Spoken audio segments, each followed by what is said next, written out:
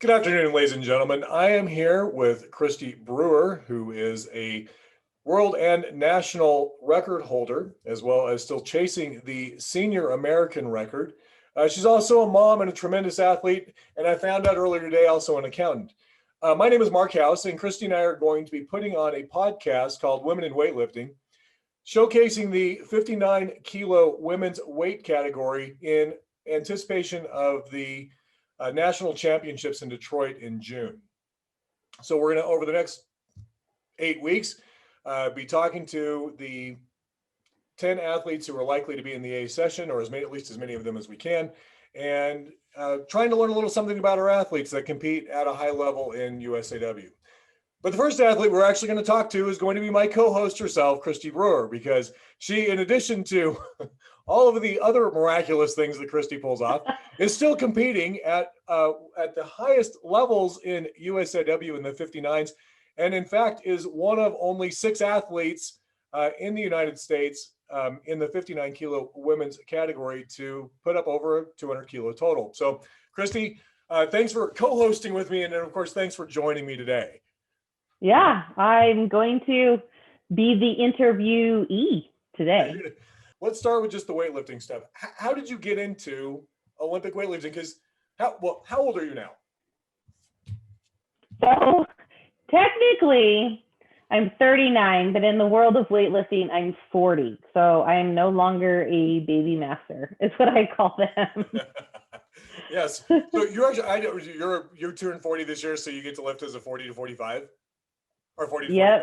Yes, yep, 40 to 44. So have you broken the world record yet in that age group?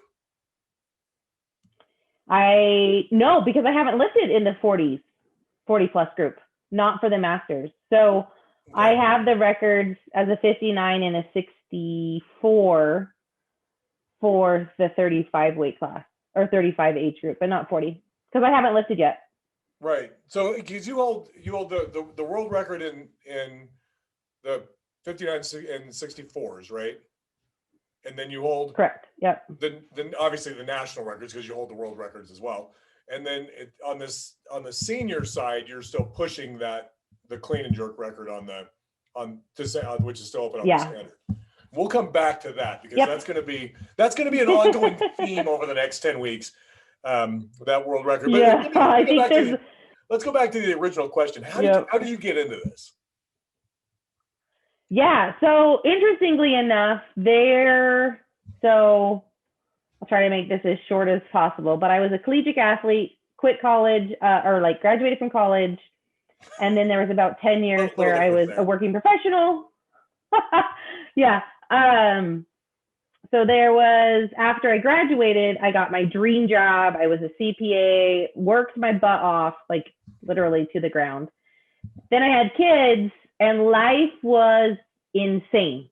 All I did was work, kids, and survive mode. My husband was also in medical school. And then there was a period where I really just wanted to lose the last pounds of baby weight because it's impossible. And so I was also super busy. So I just started Googling like home gym workouts. What can you do at home? Like no time. How do I get fit? Like just Googling whatever. And through that Google search, I found CrossFit.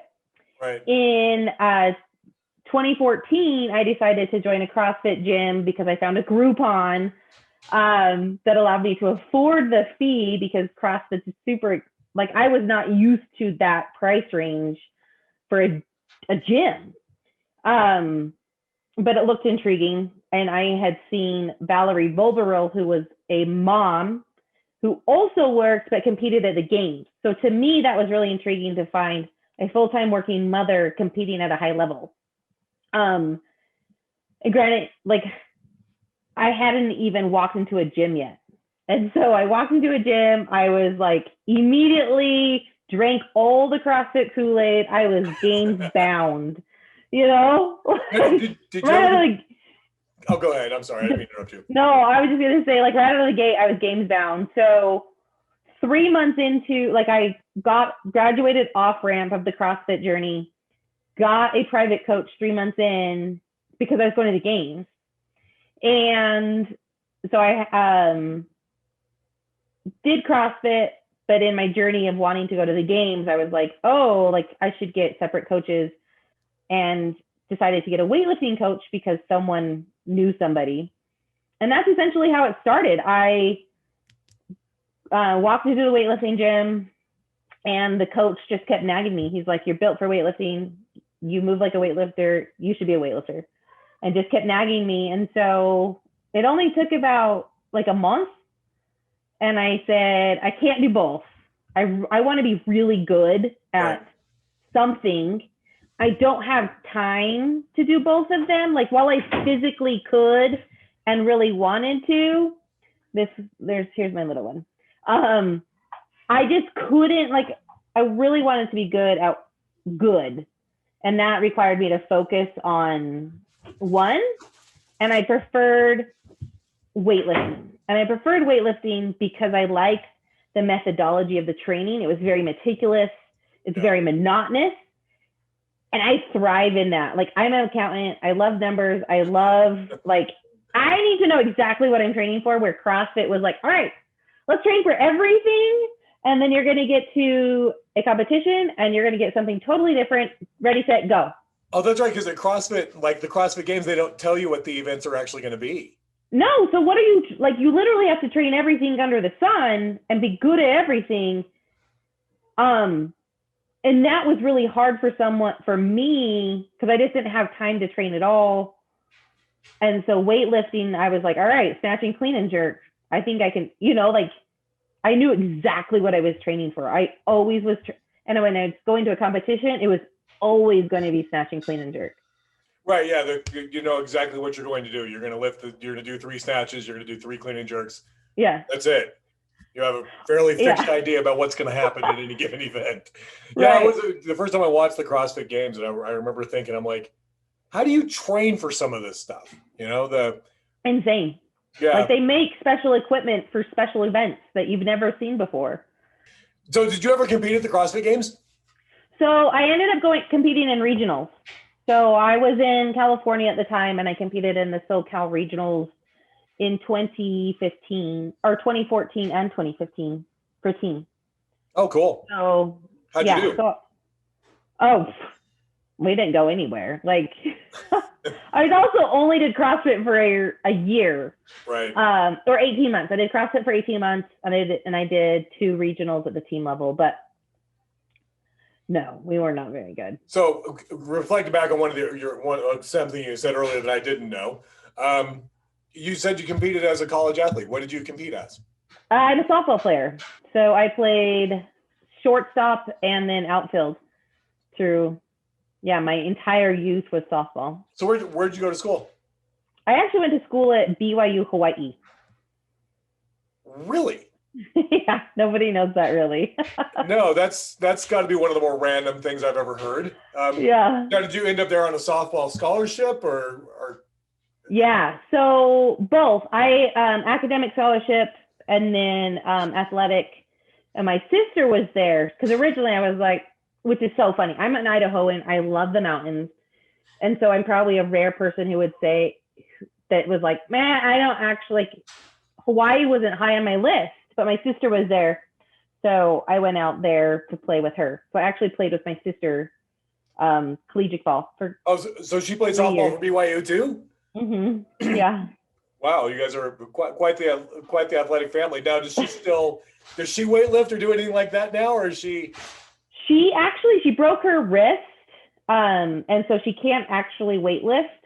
But she, we just grew up as an athletic family. My dad, we're all girls, and my dad, I think, wanted boys, and so we all play sports. We all hunt and fish, and are just very, very active. Not. How many siblings do you have? We're 4 girls. And all 4 of you are just super athletic? And that's just what we grew up. My oldest sister is the artsy one of us all. But the rest of us are, sports are our jam. Cool. All right. So let's kind of returning back to your career weightlifting. So you go to the CrossFit regionals. it's a mediocre experience. And so you switch over into Olympic weightlifting. Yep. And so here's another thing. Like, I decided I'm going to the Olympics. And I thought that, so here's when I looked at the numbers, because if you look at the Olympic numbers, I didn't realize there was this like whole qualification process. And so I just looked at the numbers in general and was like, oh, like I could totally beat out those countries. Like I'd be like 10th. Like I'm just going to walk into this thing and I'm going to the Olympics in 2016, like 28. Like I just thought easy peasy, lemon squeezy. I also totally thought that weightlifting was a strength sport and that I could just muscle my way through these lifts. No. Like rude awakening that this is highly technical and thousands of hours and thousands of reps just to learn how to pull to your knees. Yeah, I have an athlete who she and her husband asked me, they were law students of mine, and they asked me if they could come up one afternoon and have me teach them how to lift. And I was like, I said, you can come to my house for a year and I'll teach you how to lift. But you're not going to learn anything in an afternoon. No. But it's funny, you talk about the Olympic qualification process and you're like, oh yeah, I could go lift X and be in the Olympics. So you don't pay any attention to the fact that there's a whole qualification regimen that you have to go through. And just because you can outlift someone at the Olympic Games doesn't mean you're going to go compete.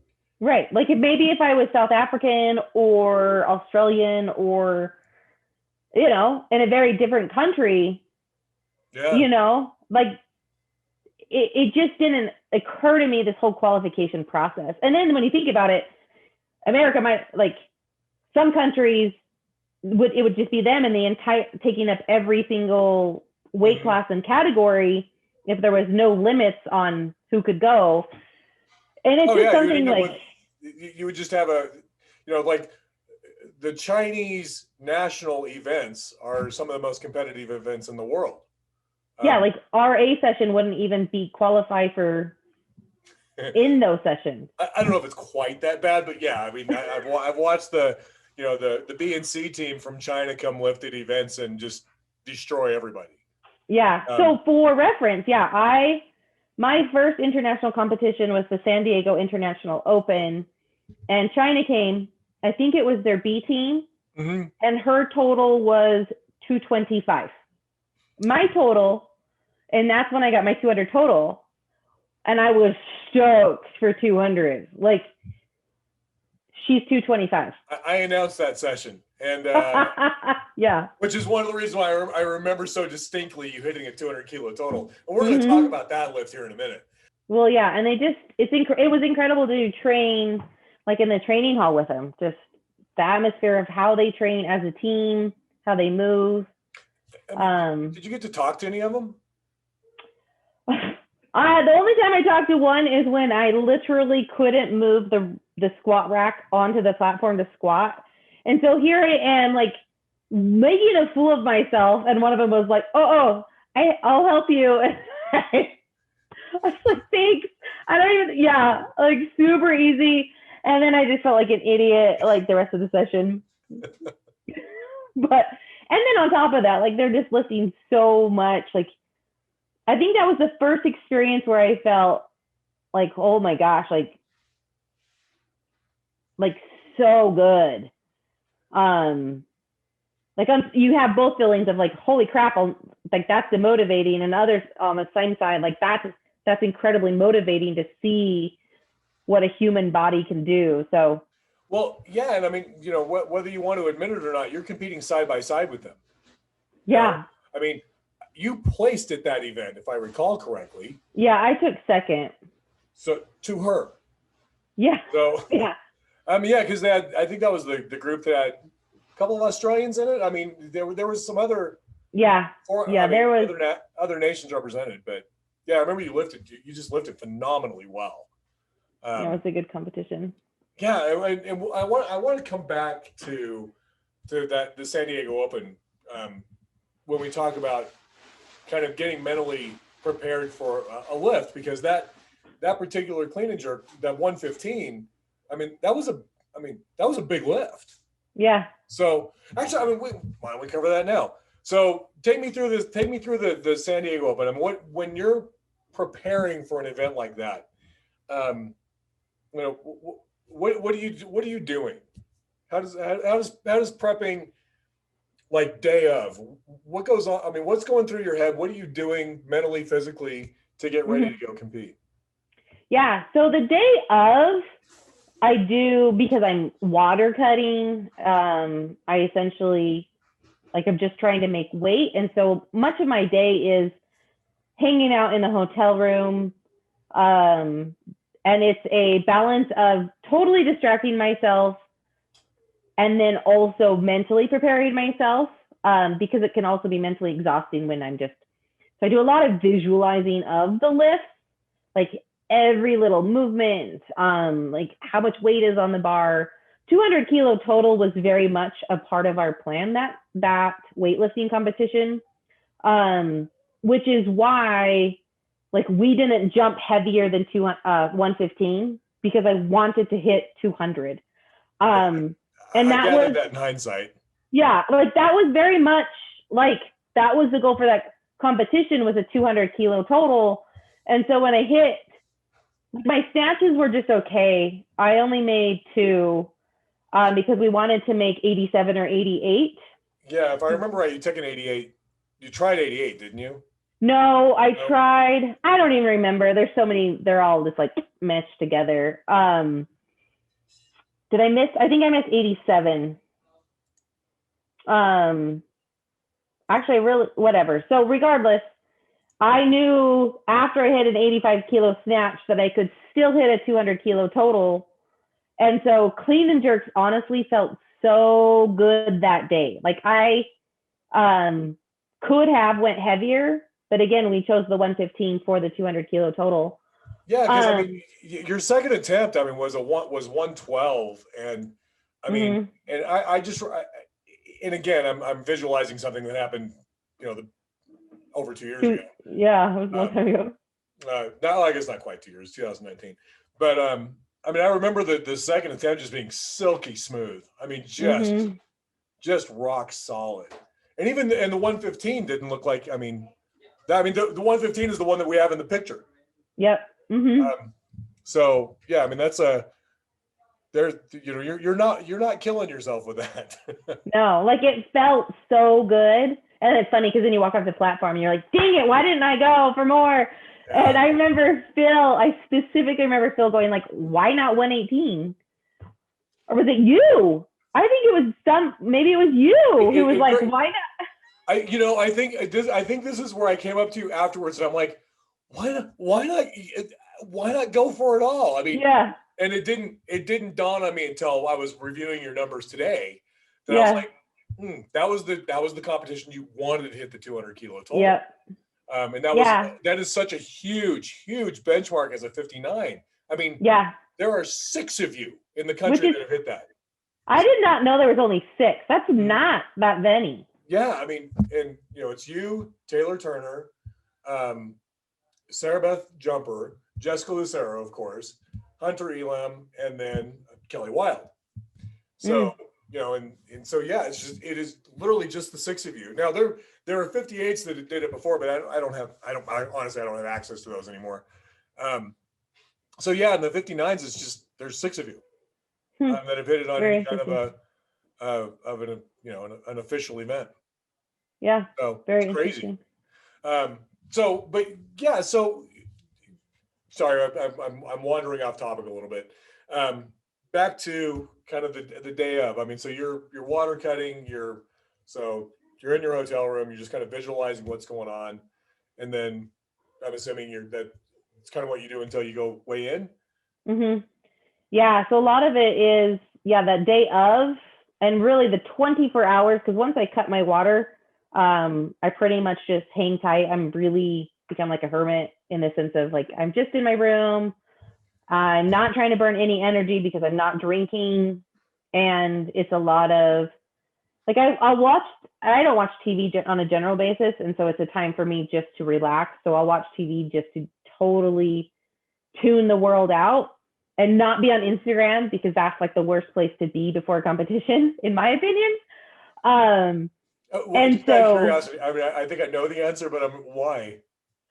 comparison, like you start seeing what other people do, you start second guessing yourself. So the focus really is, and very much my focus for this competition specific was me against me. Like I had a number, I knew I wanted to hit a 200 kilo total. Like that's up to me. No one can take that away from me. Someone else can hit a 200 kilo total, and I can too.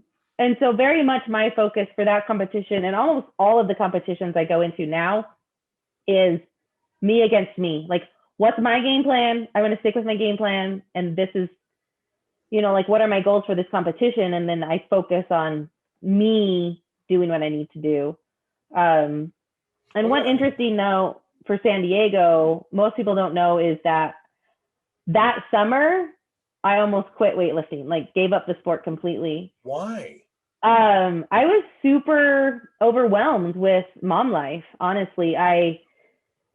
So 2018 is when I cut to 59 kilos. I became eligible for international competitions in 2018.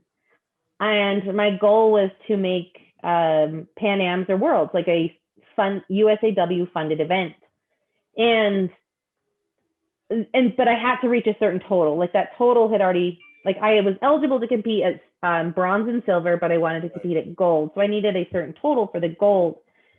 And like I would come close, but not close enough. And summer rolled around in 2019, and I just felt really overwhelmed. The kids were with me all summer. Like they're not going to school, because I usually train when they're at school. Right. So now I'm trying to train when they're at home, or I'm trying to coordinate like play dates or like childcare. Again, because my child's autistic, like she needs 24-hour care. And so it became like this huge guilt trip of I'm sacrificing motherhood for like training. And I really put so much pressure on myself. And so that summer, I like at the time, Max was my coach, and I was like, I literally, like every time I go into training, it's just a terrible session. And so, yeah, I took a break. I was like, all right, I'm either going to take a break or I'm going to walk away from this sport completely. And during that break, I realized like, I genuinely love this sport. Like it's for me, I love it. And that's why I talk a lot about like juggling mom and training, and that you really can be both. Like that's so much of my mantra is that you can pursue a dream for yourself and still be a great mother. Like it's not a if or, it can be a both and. Right. And so yeah, like when I came back, there was so much more energy. And that's like, I had two of my best competitions. There was 2019 Masters World, and that was the first time I was Grandmaster. And then 6 weeks later, I got the 200 kilo total here. And so those are two of my best competitions, coming back from literally taking like 2 months off of not touching a barbell. Well, yeah, I mean, getting that 2 months though, and getting back into letting your body rest up, let your mind rest up. Yeah. And my wife, who is a dentist and functions at a very, very high level, struggled with that same thing when our kids were younger of, you can do, having your kids watch you do something at a very high level does not make you a bad parent. Right. If you are pursuing your own dreams, I mean, especially with girls, you're teaching them it is okay to pursue your dreams. You have passions, you have desire, you have things that you want to accomplish in life, Yeah. And you mentioned that your youngest daughter is autistic. And I know we were talking about that kind of off camera earlier, but I mean, how do you balance that? I mean, I'm not even asking that as an interview question. I'm asking that as a human being. I'm like, I don't know how you do it. Yeah, like I always tell people, I don't balance. There truly is no balance. It is a straight up like it's a juggling act.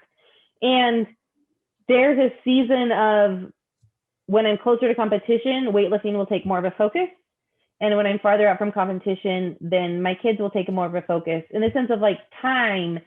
And when they are heavier sessions, I do seek help because when it's a lighter session, she can be in the gym with me and she can run around and I can focus through that. But when it's like, hey, mama's got to hit her like PR, not necessarily mom's got to hit PR, but mom's trying to hit some heavy lifts today and I really need to focus and I can't in the back of my head be worrying that you're going to burn my house down.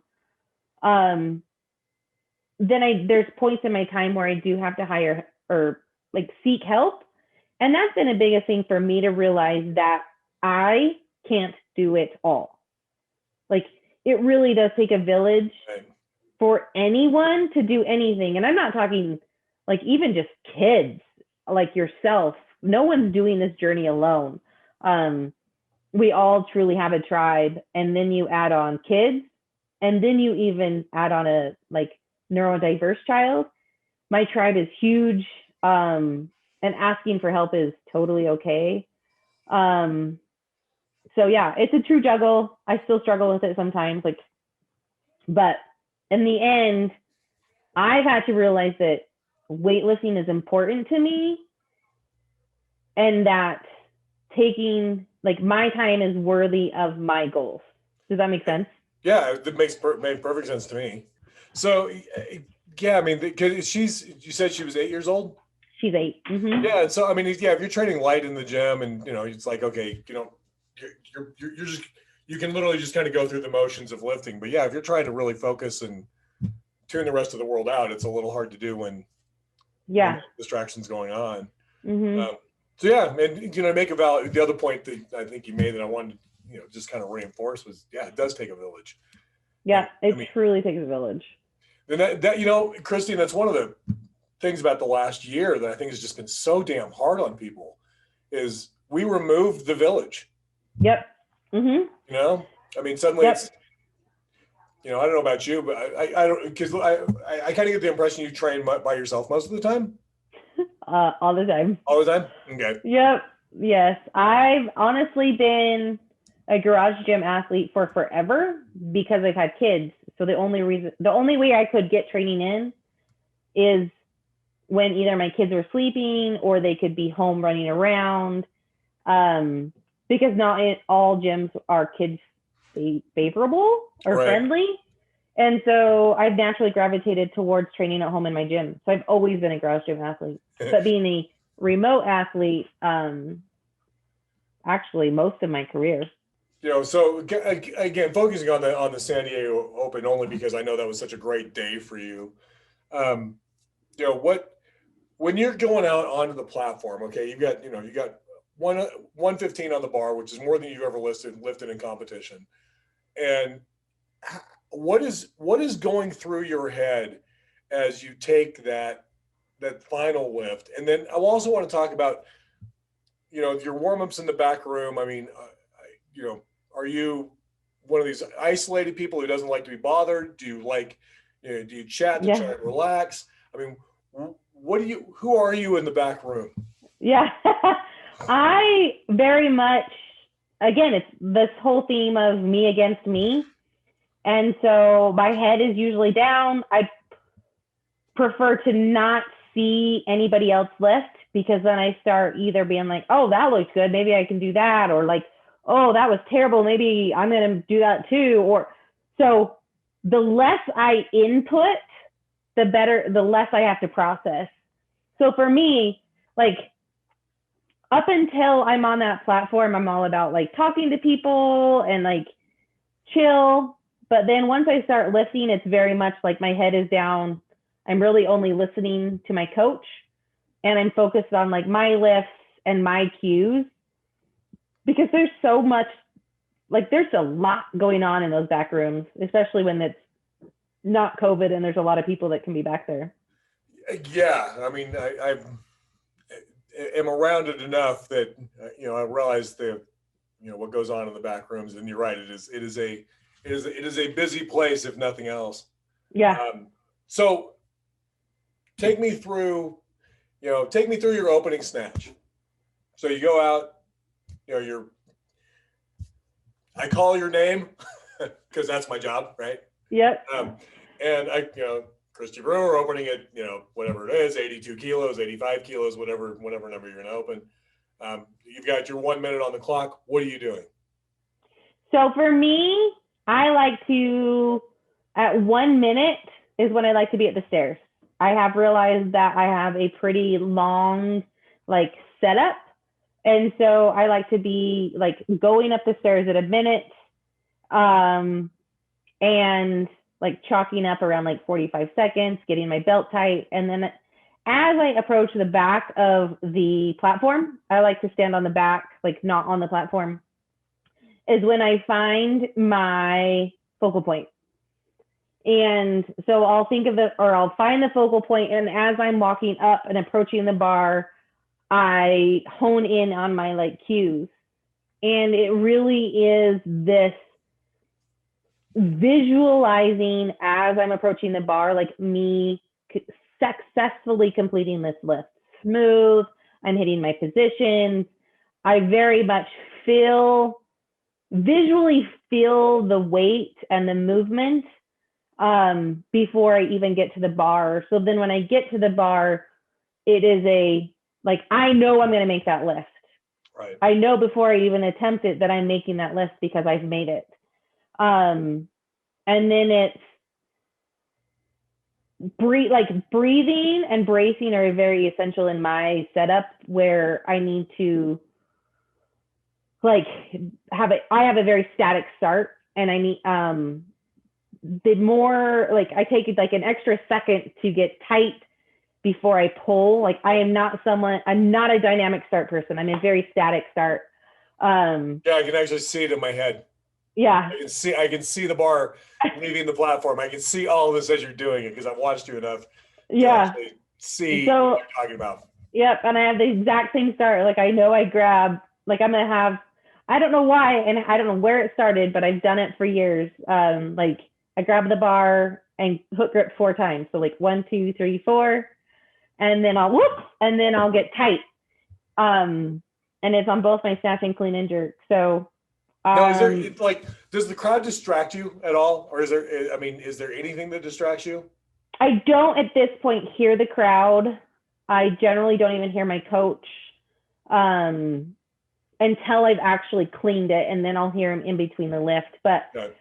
I don't hear or see anyone at this point. And again, I think that's also part of me being able to train with my kids. Yeah. Is that I'm so used to constant movement. So I'm focused on my point, and I don't see this. As long as it continues to move, it's not even in my point of view or in my vision or my thoughts. Right. Yeah. It's just completely gone. Mm-hmm. That's amazing. So when you hit when you go out for that 115, this is the biggest lift of your career. I mean, it puts you over 200 kilos. This is a big lift. Yeah. What is there anything different, or is it just the same mechanics? And what were you thinking? So 115, in my head, I knew I had it. I had it already. I've also hit 115 numerous times. I hit 115. Oh, God. I think the first time I hit it was in 2017. 115 was not a number that scared me. It was a number I knew I had. And so from me, actually, one of the things that I need to work on and improve upon is actually PRing on the platform. I have not hit a PR on a number on a platform that I've not hit on a training platform. Really? Yet. Yeah, I was just scrolling through your numbers, and I'm like, I don't think I've ever seen 115 on the bar with you. Yeah. So I've hit 117 before this competition. I hit 117. Okay. At home. So my PR total at home is 207. Wow, Jesus, really? Yeah. Mm-hmm. What have you snatched at home? 91. we're gonna have. I mean,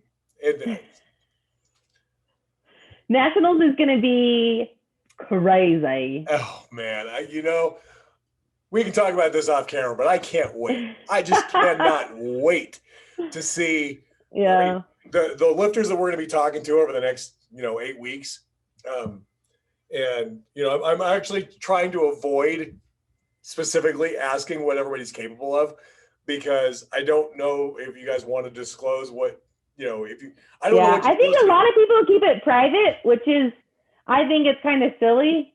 But I also respect it. Like, I think there's a lot of mental stuff behind it. Yeah. And there's also a lot of gaming, and that's to me, again, like, at the end of the day, it's me against me. Like, yeah. I know what numbers I can hit, and I know what numbers I want to hit, and that's my game plan. So what you want to take is your game plan, because I feel like you can get so lost in the numbers that you don't even reach your potential. So yeah, I mean, but I guess I'm looking at it, and I've been watching, I remember distinctly the 2018 American Open Series 3 in Vegas. And man, okay, numbers are going down. Somebody's going to clean 119 and break this, break this. Yep. Because you look at the talent that was in that was competing that night. I mean, it was just unreal. And so the fact that record still has not been broken it's insane. It's bothersome to me. I'm shocked that it hasn't been broken. I mean, it's so that competition. I opened, so the 2018 AO3 in Vegas. I opened at 110. I was the last person to open. Yep. With the highest, 110, which is. But we had, I think it was at 112, where we had like 6 minutes of changes. Oh my gosh. You remember that? I hate 112. I hate 112 because everyone takes 112. But we had like 6 minutes of nobody lifting a weight because everybody was jockeying for position. And I want to say it was all around 112. Yeah. I may be wrong because my memory is not perfect on stuff like that. No, there was I specifically remember 112, and that was, I believe that was Nationals 2019, because that's when I hit 214. So when I hit 214, at the time I hit gold that meet. And that was the highest or the heaviest clean and jerk for the 59 kilos at the time. Was 2014. And that's the meet that there was so much jockeying, there was so much time in between. Maybe I got my competitions wrong then. Because but I've been watching, and I've been predicting this for the last couple of years. Well, not last couple of years, last year. But actually, God, it is going to be the last couple of years. That somebody, waiting for somebody to hit this. But part of the problem is everybody wants to win the competition, and nobody has a lift to give. So you're not going to go take 118 when you need 116 to win, the national championships, because you want to win. I mean, and so to run the risk of not breaking the record. I mean, Kelly, of course, just did 119 in the American Open online, but because it was done virtually, she doesn't get credit for the record. Right. But so we know she can do it. I've seen Taylor Turner with 120 on the bar. I'm pretty well convinced that you could do 120 on any given day. And then Kelly, God, 119 didn't look hard for her. So I'm guessing 21, 22 for her. I mean, there's honestly on any given day, I think you'd get a handful of 59s that could do 120. Yeah. It's just who's going to put it together on a platform when everyone's jockeying for the exact same numbers. Because in reality, you think about it, clean and jerk specifically, I think there's more disparity in the snatch, but clean and jerk, we're all pretty stacked in the same numbers. And so we're all, if you have 6 to 8 people all taking those same numbers. Well, there's, I mean, It in sucks. reality, there's basically 4, maybe 5 that can push that 120 number. Well, now especially that Lucero's not there. Yeah. Sarah Beth. With Sarah Beth and Jessica both gone, and Kemi gone, because she can clean and jerk a freight train too on any given day. With those 3 out, there's fewer, but you still have like you, Kelly, Taylor, Shayla Moore, those numbers on any given day. Mm-hmm. I think that's. I mean, I really think that's it, because you get down to kind of the next. But that's 4. Group. You think 4 people? Like, that's more than a podium. Yeah. What if you had all of us hit over 118? Well, we all break the American record, and one of them doesn't even podium. Right? Bananas. Well, and then you throw in like, kind of Maddie Stanishevsky, who is our snatch expert, our snatch specialist in that group. I mean, she posted a 97 off blocks a couple of weeks ago, and she actually, she hasn't done it in competition, but I think she posted a 112 clean and jerk on Instagram the other day from the floor. So she did like 91, 112. I mean, she's putting up. I mean, if she snatches big enough on the front end and brings it into the lead, she can find herself with a 112, 113 and still end up, close to her on the podium. Yep. I mean, it could be just wild, the number of things that can happen. And of course, Taylor snatches big.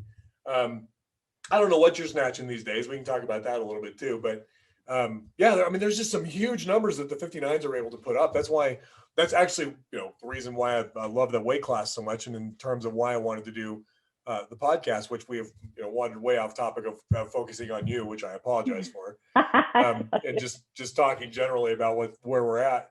We'll get back to you. We can talk more about the rest of the stuff later. So a couple just like specific questions I want to ask everybody that we talk to.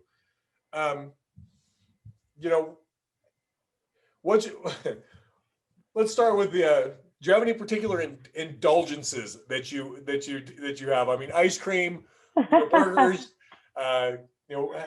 what do you do that you're like, all right, I'm taking the night off mentally and physically. What does Kristi Brewer do? Okay, going back, I like a chocolate chip cookie or a sugar cookie. Those are my treats. I'm with you on the chocolate chip cookies. I love a good chocolate chip cookie, like old school. And when I'm cutting, my indulgence is air pop popcorn. Yeah. It's my saving grace. I eat so much air pop popcorn. Well, yeah. I mean, it's like, what, 80 calories or some ridiculous thing? And and it has to be air pop. It can't even be from a bag. Like, it has to be air pop so that there's no oil on it.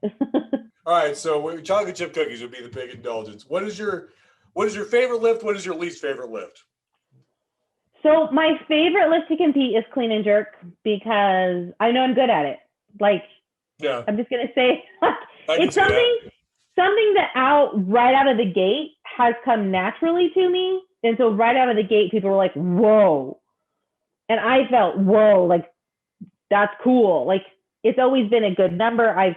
Honestly, 6 months into weightlifting, I broke a world record with the clean and jerk. And so it's just something that I know I'm going to do well with. So I'm confident in the clean and jerk. But the funny thing is, I actually like to train the snatch most of the time, because I think I see more progress. Right. Because it's technically so hard for me. My brain it has to process so much more. But I've also made such incredible progress in my snatch technique. And it's also lighter. Like, clean and jerk gets heavy fast. And you're like, oh, this is going to be heavy. Like, I laugh because I always felt the same way. I'm like, if I snatch today, it ends at, a reasonable weight, and I'm not going to kill myself. clean and jerks is 2 extra warm-up sets. I could just, I mean, I'm just, this is why I was never, well, one of the multitude of reasons why I was never an elite lifter. But yeah, I mean, I get it. Snatching is just not, it's not as draining. It's not as draining. No, like I could finish a snatch session and feel like I didn't train, but then clean and jerks can literally like make you feel like death. Well, yeah, cleaning is just hard.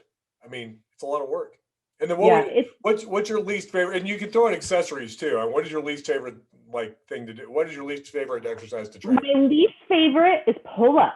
I surprisingly suck at pull-ups, but I love squats. Front squats particularly. I love front squats. They make me feel super, super strong. Mm-hmm. My front squat, and this is why I know that my technique there's a huge disparity between my strength and my technique, because I can triple front squat 133. Damn, really? Yeah. So Mama needs to pick up her clean and jerk. You can do triples at 133. What's your PR? Do you have you ever? My one rep is 145. Okay. Yeah, I doubt that. I think you could probably do more than that. Damn, yeah, you do triples at 133. That's insane. Yeah, that just means I know if I can get under it, I can stand it up. I'm not worried about standing up anything I get under. No doubt. Yeah, if you can, I mean, you get that thing even remotely on your chest and you're going to come up with it. Well, and that's the thing. Yeah, I'll get something like this. That's my problem. And then I'll shimmy it up. And then I'll be like, all right, no lift. Stay for a second. And then I'll stand up. Yeah, and then I get red lighted. I'm like, dang it. Like, no. So have you ever been red lighted on a lift that you were like, that was a good lift? Yeah, I did that with 112. I didn't touch, like my elbows didn't touch my knees, but it sunk so low. I don't know if that's what they saw. So I did get red lighted on that, and my jerk was so solid. So I literally shimmied it up to my chest, weighted in the bottom, stood up, kind of like just weighted, got my air, kind of like it's 112, it's not heavy. And then I was like, okay, good jerk. You have to make this jerk.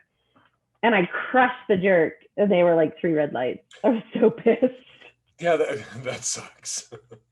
Because you're like, I worked all that. I mean, if you're going to get red lighted for an elbow touch, you want it to be while you're in the bottom before you've done any work.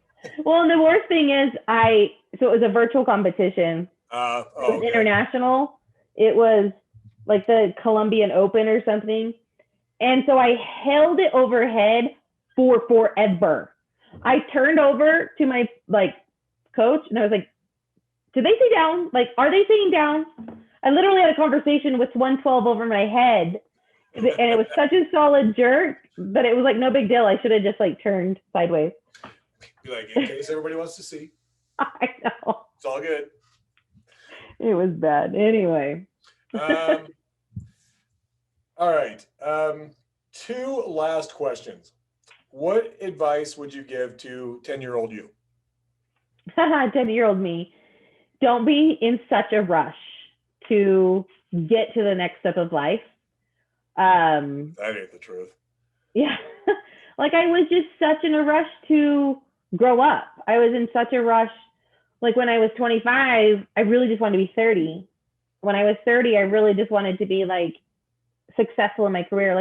I was in such a rush to get to the next best thing that I really didn't enjoy the process. Yeah. And that's even a huge thing with weightlifting. So I was eligible for international competitions in 2018. My first international competition was until 2019. Why did I not accept invites? I got multiple invites to bronze and silver qualifications. Those are huge. Those are huge events. I trained my butt off to earn those opportunities, and I didn't capitalize on them. That is a regret I have, because in my head, and this story I heard and begin to tell myself is that it's not good enough until it's gold level. Well, guess what? You're good enough now as you're still working towards the next level. So take this opportunity you have now, because it's here as you're working towards the gold event. Because really, You know what I'm saying? Like, this is a big goal. Like, take what you have now. So, like, and that's why I almost didn't go to Rome, because I had this, like, that same thing was said, like, it's not a gold event. It's not worth the money. It's not worth the travel. And I eventually just had to tell myself, like, no. Like, I earned this opportunity. It's a freaking incredible opportunity, and I'm going to take it. And looking back on that, that's one of the biggest highlights of my career, was going to Rome and competing. Yeah, I got to go to London for the or Coventry, England, for the British National Championships. They did an international event over there. Yeah. Associated with that. So I got to go over and announce for it. And I mean, the athletes, it was just the international competitions are so cool. They're so cool. And I was invited to those, and I literally kept saying no. Wish you'd gone to England, man. It would have been fun. I know. We had a ball. I'm saying yes to opportunities now. I am a yes girl. Like, no more of this only when I'm so and so. It's like, no. You know, you make an interesting point though of like being in a huge rush to do the next thing and not living in the moment. And I'll tell you, I mean, if there's something I've learned over the last year, my wife and I were talking about this earlier. Just, you know, living in the moment is just so important. Mm-hmm. I mean, you know, yeah, it's important to plan for everything, you know, to plan your future and all that kind of stuff. But I mean, you got to take advantage of the things that as they come due, you know? Right. In reality, like, you don't have control of the future. No. You could be putting in all the work necessary, and that future will never happen. Like you saw with COVID, everything could take a turn. And the older I get too, I just, like, my parents are getting older. I have my friends are getting cancer. I have, like, my daughter lost one of her classmates literally last week. I'm sorry. Yeah, it's been actually a really rough week. But it just makes me realize that you really don't have control of the future. And so if you're not enjoying where you are now, you also really can't even enjoy the future, because the future will always continue to be the future. Yeah. So not to get deep or anything. Yeah, I know. That was a little deeper than what I had anticipated getting. Okay, last question. This is super, super important. Okay, so I want you to really put a lot of thought into it. All right. When Kristi Brewer takes the platform for, like, the big lift, what song is playing? So I'm, like, on the fence. There's two things I like. I love, like, a good old American classic, like when you went to high school football games and it was like Eye of the Tiger or like classic American songs. Like, I love those. I am old school American. Like, I love those things, but I also really love reggaeton, and that's what I train to. Like reggaeton? Yeah, like Latin music. Really? Yes. Okay. All right. And I think it's because it has such a good beat. Yeah.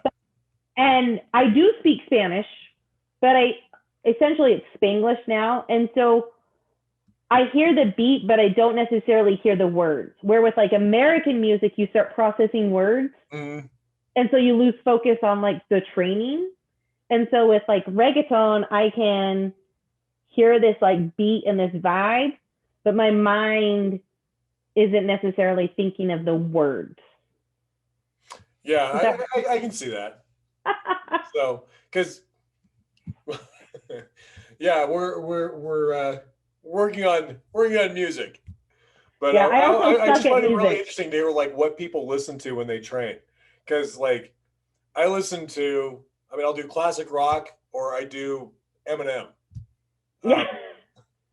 We'll have Eminem just jam. That's like our "Till I Collapse" is our, like, banner in the gym. I mean, that's like one of the big things. So anyway, Kristi, thank you for joining me today. And then, of course, you and I will be joined by a variety of other people, hopefully on a weekly basis for in anticipation of the national championships in Detroit in late June. But publishing these on YouTube and on our podcast, Women in Weightlifting. And we will also be playing snippets of the interviews, hopefully everything goes well, snippets of the interviews during the 59 kilo sessions leading up to the A session with all the athletes that we've interviewed. So anyway, appreciate your time today, and thanks. And we will, you and I will talk soon. Yes.